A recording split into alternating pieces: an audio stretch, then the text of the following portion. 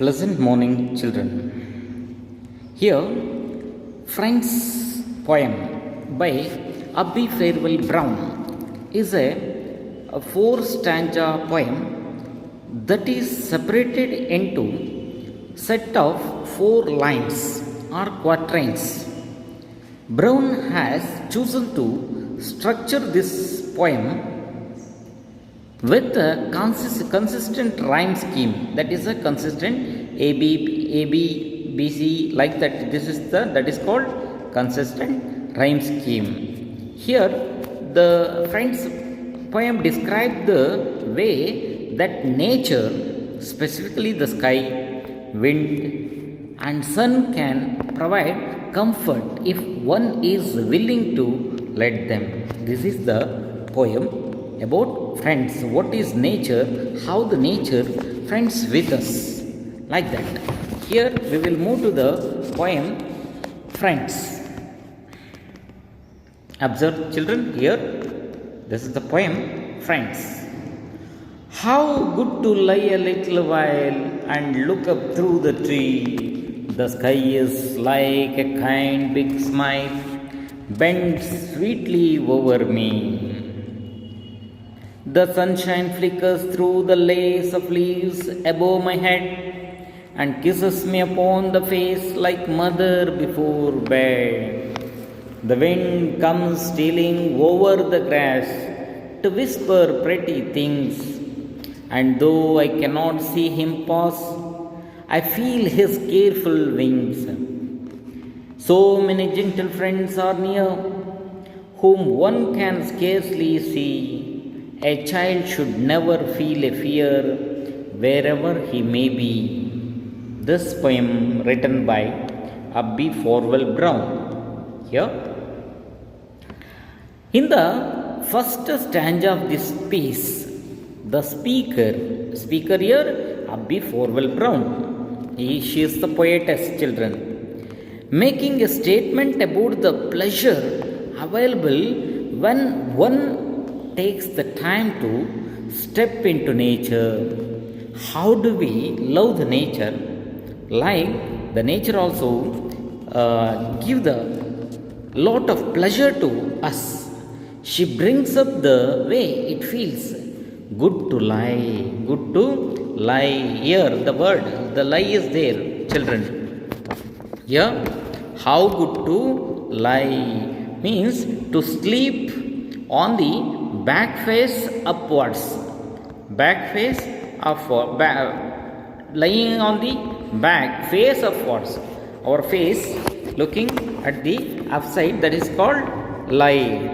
And look up through the tree, that is very important, not a tree, the tree, because now she is seeking to inspire a reader to take advantages of the simple good that exists outside. Also interesting to note is the fact that she wrote the tree rather than a tree. Not she used the tree in the second line, through the tree, not a tree. Here she is imagining one particular place and is perhaps recalling a real experience, that is called the tree.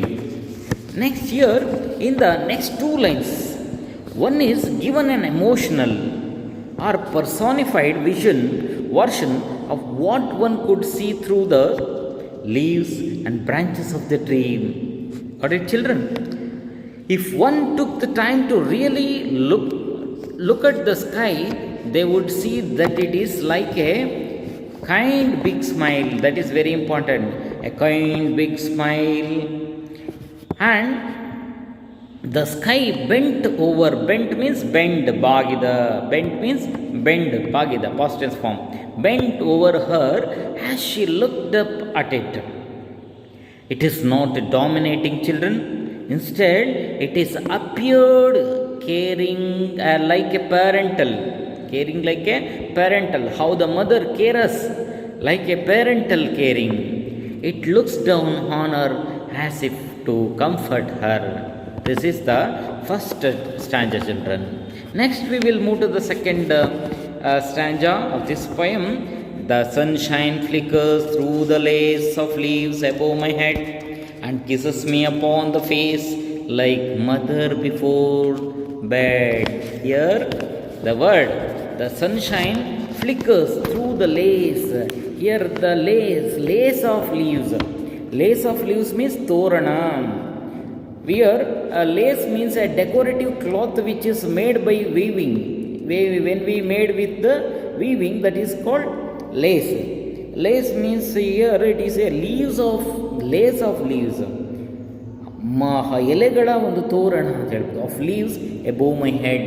When I look at like this above my head and kisses me upon the face like mother before bed.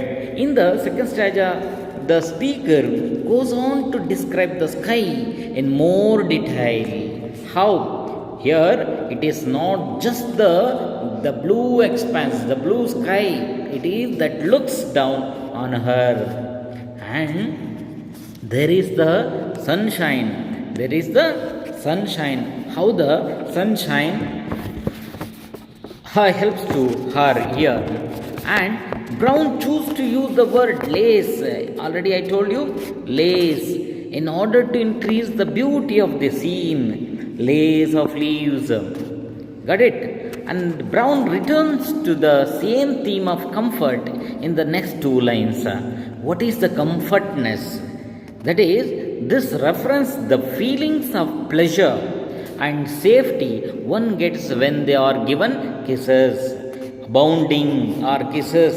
One who give the kisses, either the bounding, that is the safety and pleasure. We get the safety and pleasure on their face by their mother.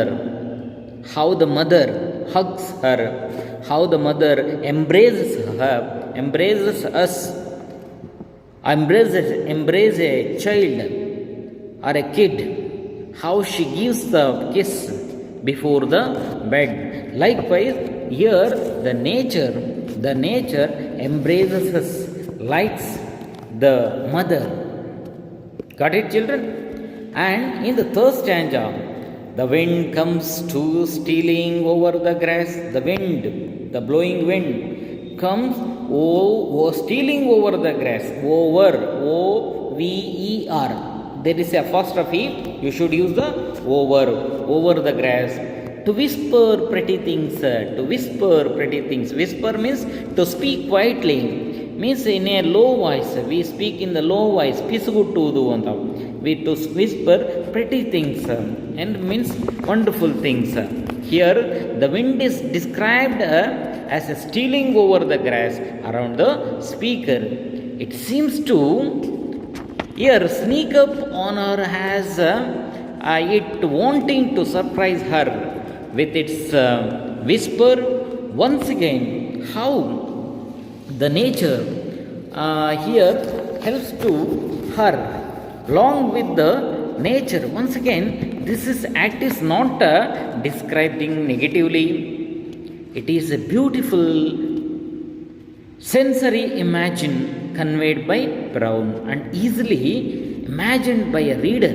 The wind is speaking to her, telling her some pretty things. The wind is further personified. Personified is it is a figure of speech, children. Personified. In the next two lines, she describes it has a passing on careful wings. It came quietly and moved away with the same grace. The speaker also adds that she knew the wind was there but could not see him pass. Observe in the third line of the third stanza. I cannot see him pass.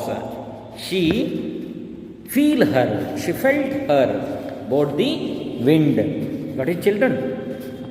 Then in the last stanza, so many gentle friends are near, whom one can scarcely see.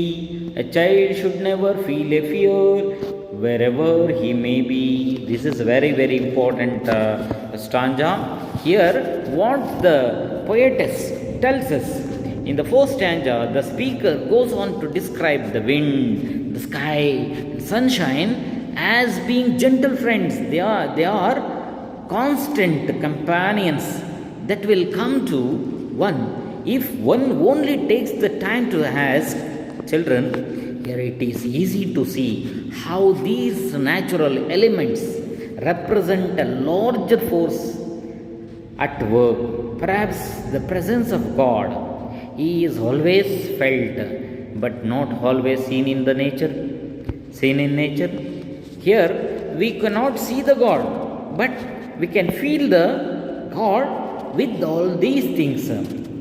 The fact that sky, sun, and wind are forever present in one's world means that a child should never feel a fear. Here, a child should never feel a fear.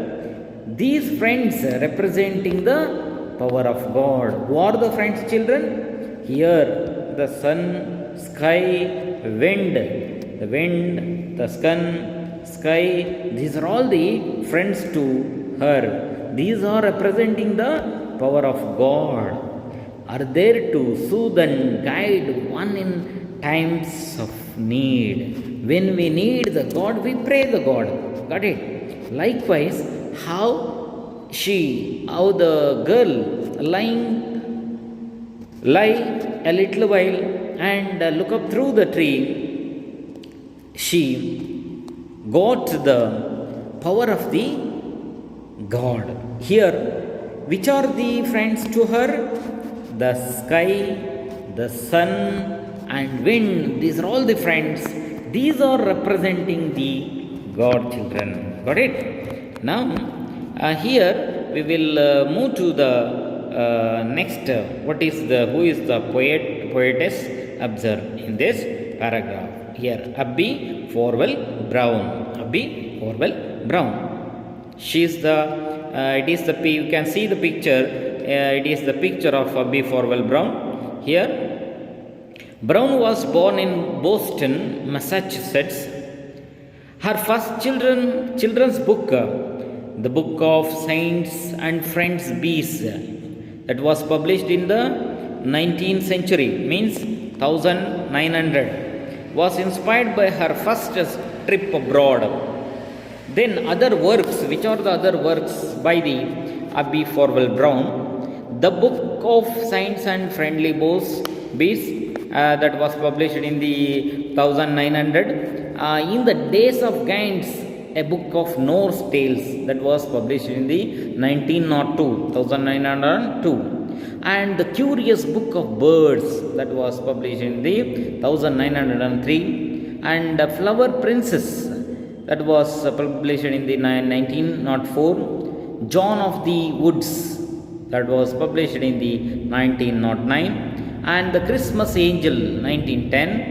The Kissington Town, that was published in the 1915. These are the works from the Abby Forwell Brown. She is the poetess. Got it, children? We will move to the new words. Here, new words. What are the words are there in that poem? Which are the difficult words to? Lie means to sleep on the back face upwards. That is called lie. Flickers means shines dimly. Lace means a decorative cloth which is made by weaving. Steal, to take something without permission. Kadiyudu, kallatana, stealing. Another one, steal, is there, children. STEEL. Steal and steal are the word called homophones. These are steal. STEEL. Steal. STEAL, steal. Both are called the different homophones. Got it? And whisper. Whisper means to speak quietly in a low voice. Pisuguttuvudu. Melodhaniyalli maatnadodu. That is called whisper. Gentle. Gentle means mild and kind. Mild and kind. Scarcely. Rarely. These are the difficult words in your poem, children. You should write in your activity book. Thank you. Yes.